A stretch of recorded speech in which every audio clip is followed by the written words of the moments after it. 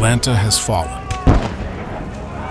The armies of William Tecumseh Sherman now prepare to march for Savannah and the Georgia coast. To support this march to the sea, Sherman requests that the Charleston and Savannah Railroad be cut. This will prevent the Confederates from quickly reinforcing Savannah's defenses, as well as making escape more difficult. Brigadier General John Hatch takes command of a force of nearly 5,000 soldiers, sailors, and Marines. Half of the regiments are comprised of African American soldiers. They are dubbed the Coast Division.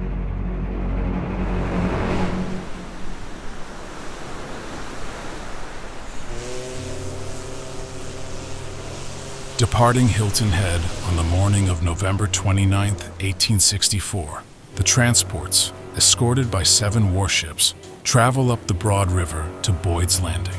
From there, they will move towards Grahamville and their objective, the Gopher Hill Depot on the Charleston and Savannah rail line. Their mission depends upon speed, but the ships quickly run into trouble as a heavy fog obscures the river. Some vessels run aground, others arrive late.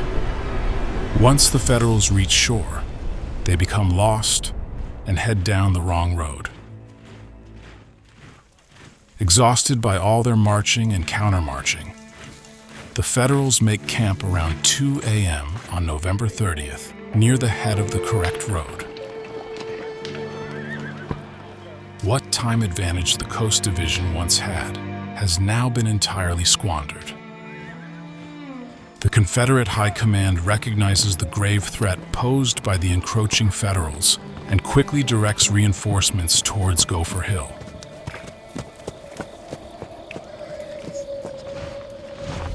From Savannah comes part of the command of Major General Gustavus Smith, consisting of Georgia militia, state line regiments, and the Athens and Augusta Reserve battalions.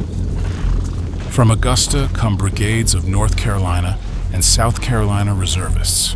From Charleston come a further 2 regiments, 32nd and 47th Georgia.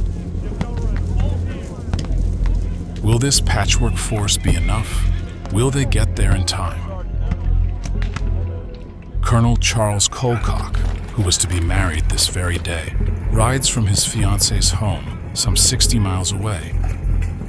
He will reach the site by 7 a.m. on November 30th. Colcock orders that some abandoned earthworks be readied for artillery. These earthworks, 2 miles long, sit atop a 25-foot crescent-shaped rise called Honey Hill. From here, they have a commanding view of Grahamville Road. With the advance elements of the Coast Division now pressing the Confederate skirmish line, Colcock orders the dry grasses in front of their position be set ablaze. With the prevailing winds in their favor, the burning broomgrass soon kicks up a wall of flame in front of the Federals. The flames, as well as Confederate artillery, buy time for the Confederates.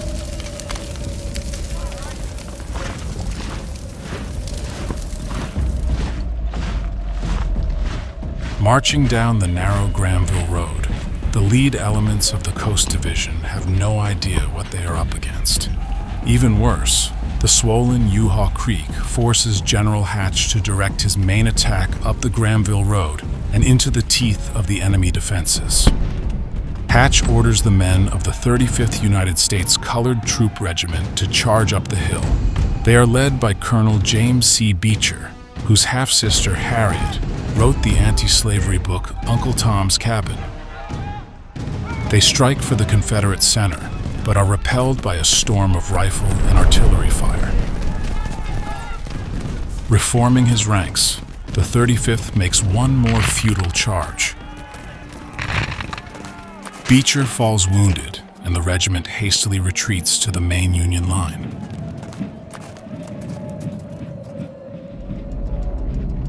Anticipating another Union charge, Captain Hal Stewart of the Beaufort Volunteer Artillery keeps his artillery pieces loaded with man-killing canister rounds.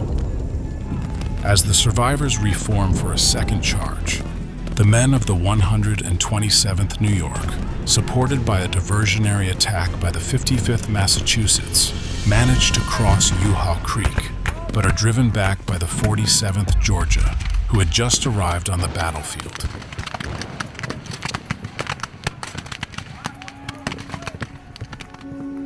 By now, the 55th Massachusetts, reduced to 300 men, reform into a double column for a charge up the road. Color Sergeant Robert King, holding the regiment's national flag, turns to Corporal Andrew Smith and asks, "Will you come with me? I'm going to carry the flag into the fort or die." The 55th Massachusetts crosses the stream and heads for the earthworks and into the withering fire of the Confederates.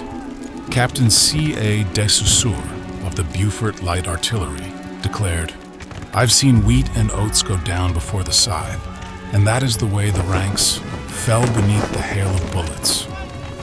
But the 55th's color guard emerges from the maelstrom unhurt. Charging up the slope, they come within 20 yards of the redoubt. King, with flag in hand, is struck in the chest, while Corporal John Patterson, holding the regimental colors, is hit in the arm.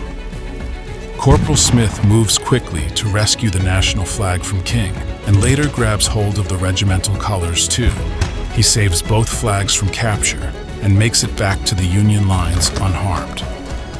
Towards the Union right, men of the 25th Ohio, 32nd USCT, and Marine Battalion advance towards the Confederate lines north of Honey Hill, but they too are repulsed. At around 5:20 p.m., Hatch orders the Coast Division to retreat. First Lieutenant Orson Bennett of the 102nd USCT leads 30 men to retrieve 3 Union artillery pieces. Dodging Confederate shot and shell, they incredibly manage to save all from capture. The remnants of the Coast Division make their way back near Boyd's Landing and take up defensive positions.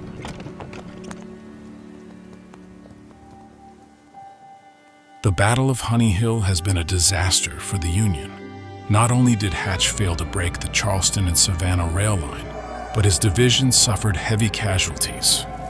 88 are killed, 623 wounded, and 43 missing. The Confederate defenders suffered around 100 to 150 killed and wounded in the battle.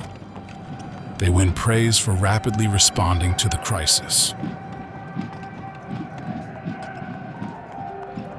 The jubilation is short-lived. The Confederacy's position in the region crumbles rapidly. Sherman's armies occupy Savannah on December 20th, and a month later marches into the Carolinas. On February 21st, 1865, with the defeat at Honey Hill not far from their minds, the survivors of the 55th Massachusetts march victoriously through the streets of Charleston. For their actions at Honey Hill, 3 men received the nation's highest award, the Medal of Honor. First Lieutenant Orson Bennett, Captain George Garrod, and Captain Thomas Ellsworth. 137 years later, they were joined by a 4th. Corporal Andrew Jackson Smith, the man who saved the American flag from capture, was recognized. It's taken America 137 years to honor his heroism. We are immensely honored to have with us today Andrew Jackson Smith's daughter, and a very young 93.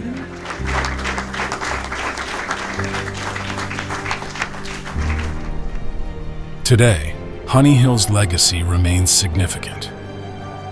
It was one of the few Civil War battles where black regiments were brigaded with white regiments, and the number of African Americans nearly equaled that of white soldiers, who fought on these hills to win for themselves and their descendants everlasting freedom and honor.